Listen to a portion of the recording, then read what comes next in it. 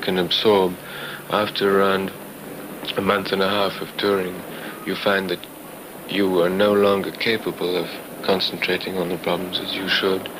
And in that case, once you reach that point, it's better to stop the tour and try and get some rest, get some time to analyze what you've seen, plan for the future, and then tour again. The place the Aga Khan has chosen for rest is the Costa Smeralda, a beautiful stretch of white sand and emerald sea on the northeast coast of Sardinia. His method of relaxation is, to say the least of it, unconventional. Vada sul picchetto numero 5.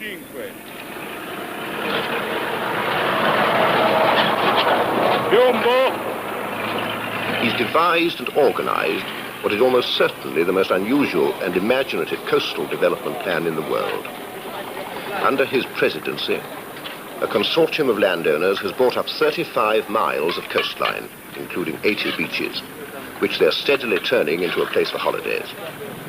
It's a £70 million project, and that part of it, which includes turning a deserted inlet into the chief yachting harbour in the central Mediterranean, is already pretty well finished.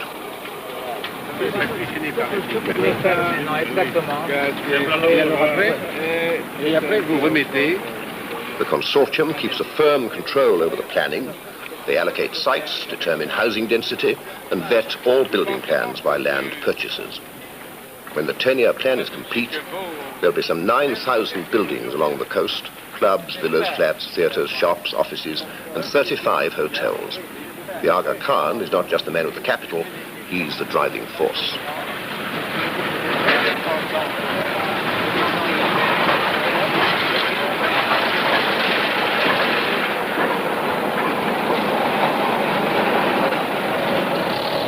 The quay of the port, I think, was built in record time.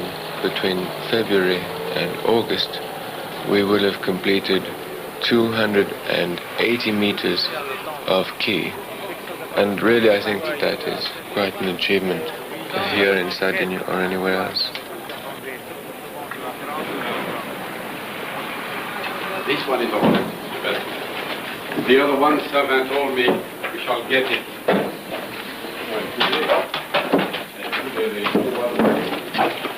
That's why we have to say something to take it. And we no people have got nothing to do here. You know? That's not bad, really. They said they couldn't, they have to put the bamboo on and then the bricks on the tiles on top. They said they couldn't get the tiles on. So I told them to take more work. Well,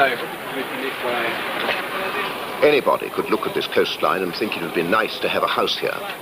But not everybody would be prepared to tackle the problems of laying on water, and telephones and electricity, building roads, negotiating with governments and raising the money. If you're the Aga Khan, you may have access to capital and to the ears of the necessary politicians. Even so, the transformation of 35 miles of wild Sardinia into 35 miles of a planned Riviera was quite a task to undertake. I was trying to get 4 or 5 days to myself because I think that one must get away at times. And I found absolutely no one down here and fantastic beaches, free to one, not a cat on them. And I really fell in love with the coast. It was the most beautiful coastline. And at the same time I had an awful feeling that one day this might be completely ruined by uncontrolled construction, uncontrolled development. Well, what happened was my grandfather had a house in the south of France, my father had a house in the south of France. I had been there often as a boy. Then, when I had my own boat, I cruised a lot on the Italian coast. When I came down here, I was so amazed by the quality of the beaches and the color of the sea and the scenery that I decided that really I ought to have something down here. What I wanted to do was to avoid turning this into a business prospect where one got everything out of it possible.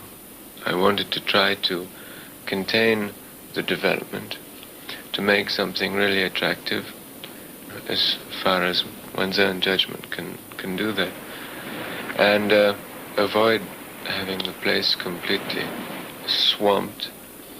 We are trying here to stay in the background, in the tradition of the island, as far as possible.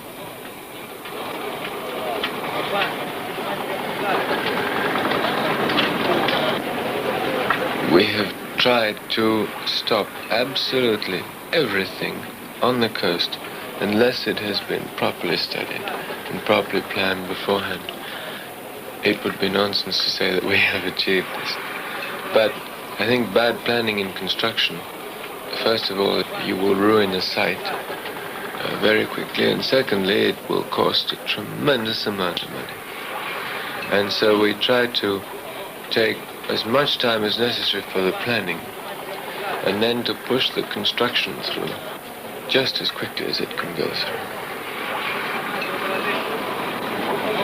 I don't know whether ever a coastline as long as this one and as desolate as it was originally, whether the developers of an area such as this have ever had a chance to go back into the tradition of an island and a community which is unknown. Sardinia has tremendous folklore, art, tradition, custom, costumes, and we wanted to take everything we could that was of Sardinian origin.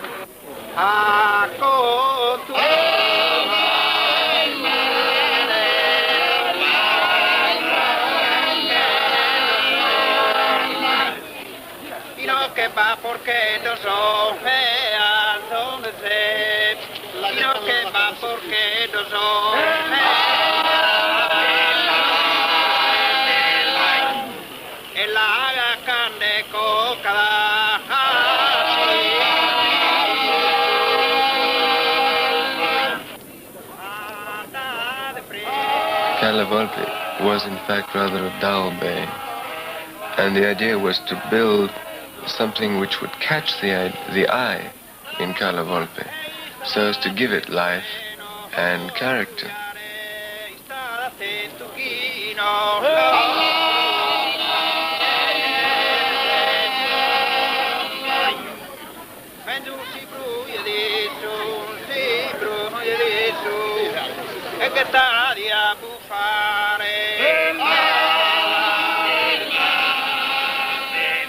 In Liscia di Vaca, it was just the opposite. Liscia di Vaca was a pretty bay, naturally, pretty rock formation, and a strange type of quiet charm. And some people prefer it to any other place on this coast. So the idea there was to build a hotel which would hardly be noticeable. And in fact, from the air and from the sea, you really have to look closely to even know that the hotel is there.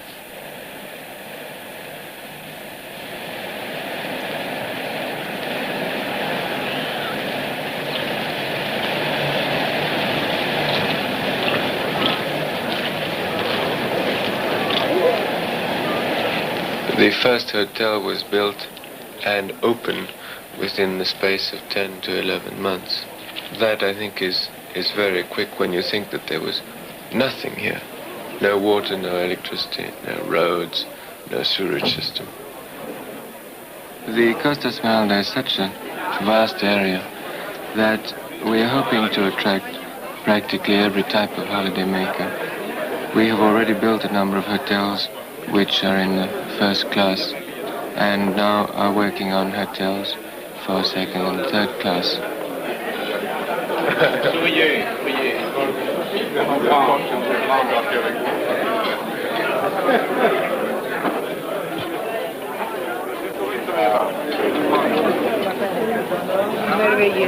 Mon mari s'excuse, il est tombé. Il est tombé sur le chose, sur le yacht. C'est des gens qui sont amis. We would like to have services for every type of holidaymaker, but at the moment we are slightly restricted because of the means of communication with the island, the airlines, the boat services, etc. But in any case, our plan includes a very wide range of hotels apartments, etc., so that every holidaymaker, whatever the length of stay and whatever the size of his budget for his holidays, can come here.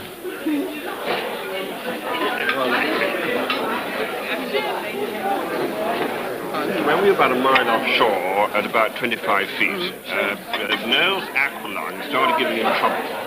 So I went down with the spade and undid the stop cock on top of his loose valve. At that point, the sand shark came up in a shallow dive from 25 feet. And we were able, luckily, to tap it on the nose. What it was very frightening. I think we have to examine, of going away from the sea with the road so that the beach would be well protected. And the best thing is, one, when you are going back to Porto Cervo by helicopter, if you can just have a look, I think there is the possibility for the road to go up the hill without troubling us and passing in this other valley there, you see, without any trouble. Because otherwise we are going to rain all this Where will you bring it up? I think around here, somewhere, around here or around here. You have to come back quite far here. You have to turn around. Yes, but in any case, we need a road here for the development, and for the village. But when you come back, if you could just have a look at this. And we come to see also this road, because I think it is near the sea. But that road isn't going to go on. No, it goes that way. That road stops here and goes up in the middle of this valley, over the top here, and goes down there. Yes. This is just a secondary road leading to villas and so on. Yes. And I would leave it just as it is now, because no cars can get it up. Only jeeps can get it up. Yes.